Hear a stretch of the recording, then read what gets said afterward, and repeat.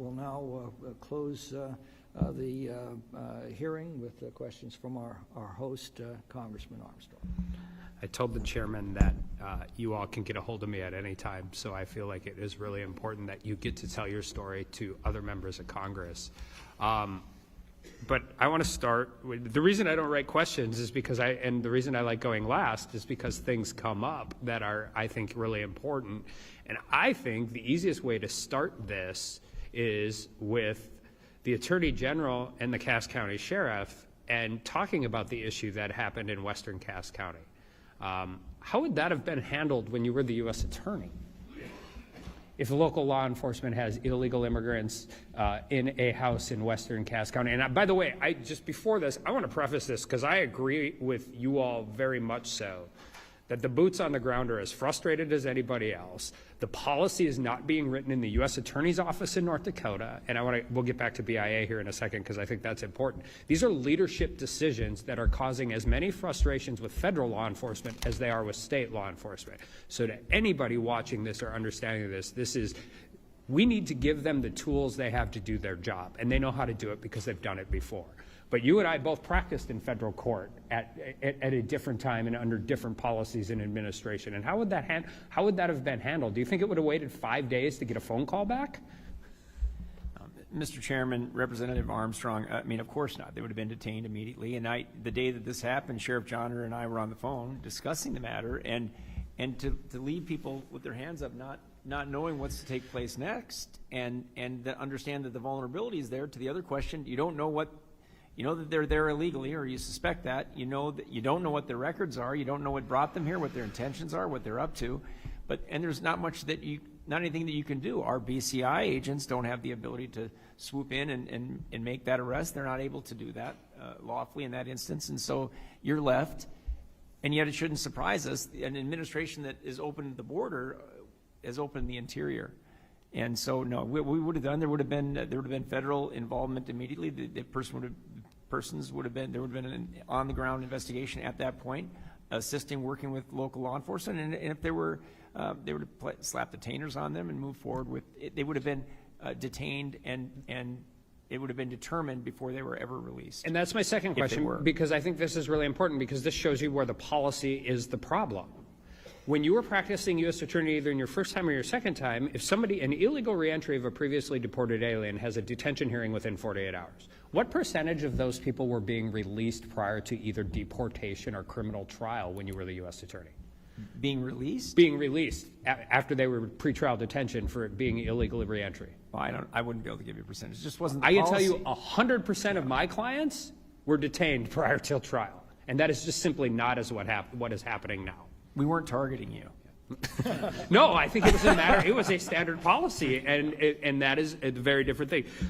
Sheriff Hutchinson, I think one of the things I learned when I went to Eagle Pass, and I don't understand this, and I want to go to the 4 agents on patrol, is people forget the border's not linear. The border extends all the way down into Cass County, all the way into everywhere. But when you don't have 4 patrol agents, federal patrol agents, they're not just patrolling the border. They're patrolling a large rural area of North Dakota looking for things that may have gotten across the border. So when you don't have 4 patrol agents at the federal level, who takes up that slack in your county? Oh, well, Mr. Chairman, Mr. Armstrong, we try. Yeah. One person on duty, like I repeated for the 3rd time now. It's difficult because, like I said, we don't know who's coming across. Criminals are like water. They will follow the path of least resistance. Do you think that people, particularly more sophisticated criminal elements, are aware of the fact that there are no longer Border Patrol agents patrolling the northern border? From my previous life, absolutely.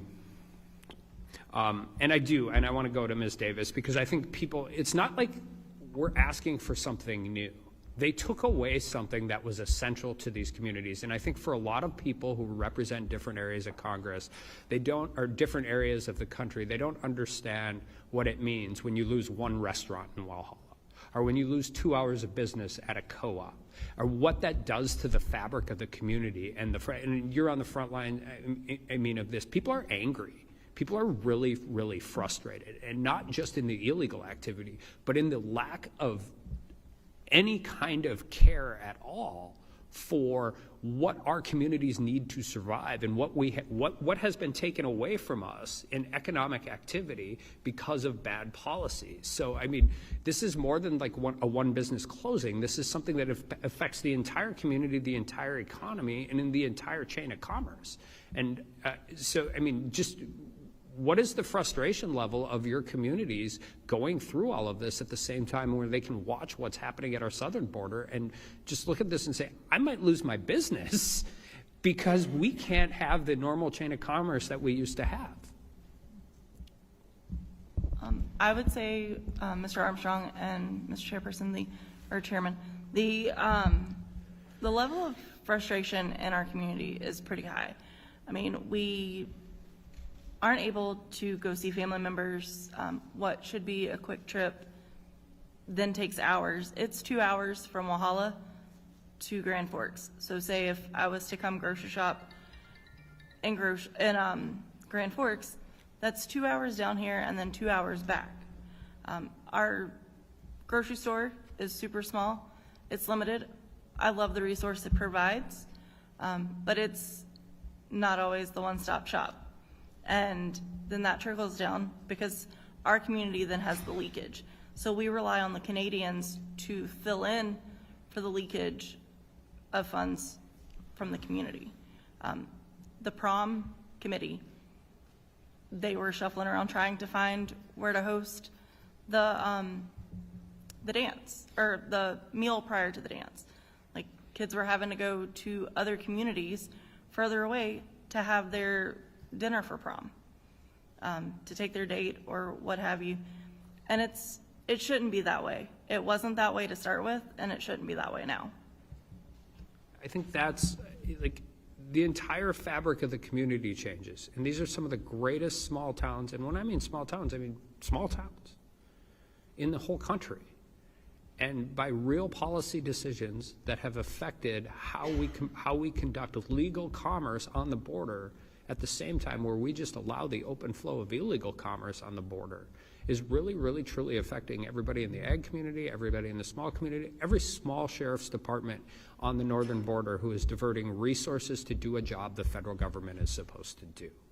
And I think I can't leave this without one thing, because we talk about this a lot in D.C., and I think the biggest mistake that the DOJ ever made was when it started galvanizing all the leadership in Washington.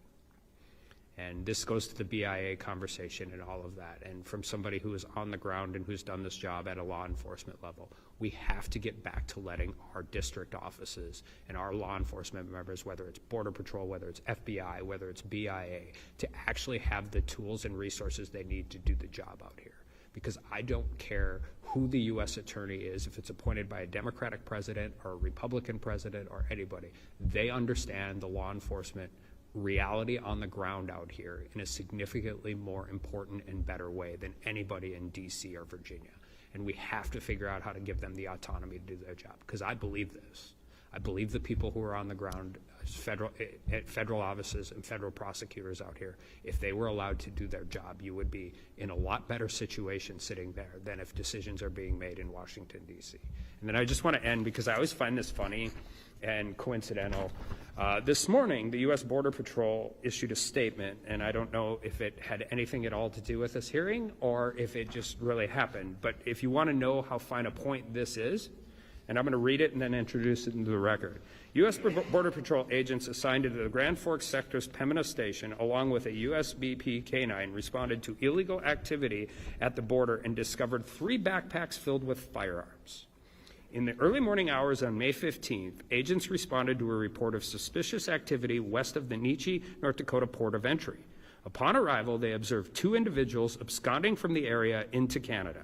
Agents performed a perimeter search for additional subjects, at which points K-9 Odin led them to 3 abandoned backpacks. While searching the backpacks, agents discovered that each contained firearms. The event resulted in the seizure of 65 handguns, 65 pistol magazines, 2 rifles, 1 suppressor, and 2 rifle magazines. All the weapons were transmitted to PMB for further processing. The Bureau of Alcohol, Tobacco, and Firearms responded, took custody, and seized items, and will serve as lead investigative agency. There is currently no threat to the community at this time. 65 handguns. We spend an exorbitant amount of time in DC going after lawful gun owners instead of dealing with the actual issue that exists. When you think when we talk about this like this is an issue that only occurs on the southern border, I guess one last question, Attorney General, do you think those 65 handguns were going to go to law-abiding citizens? I wouldn't have to think about that much. No, you raised, that's the exact issue, Mr. Chairman, Representative Armstrong. It's interesting. Well, you make the point better than I'm going to. That is troubling. Should trouble anybody. 65 firearms being trafficked by people who are themselves crossing that border illegally, and they just happen to get caught. That's a good lucky day. They just happen to get caught along this little sector of the country. We have the problem. We have a problem. Very significant. The border needs to be closed. Everyone recognizes it. It's just not happening. But we want to fight about whether a North Dakotan can buy a gun legally with a rural route address. With that, I yield back.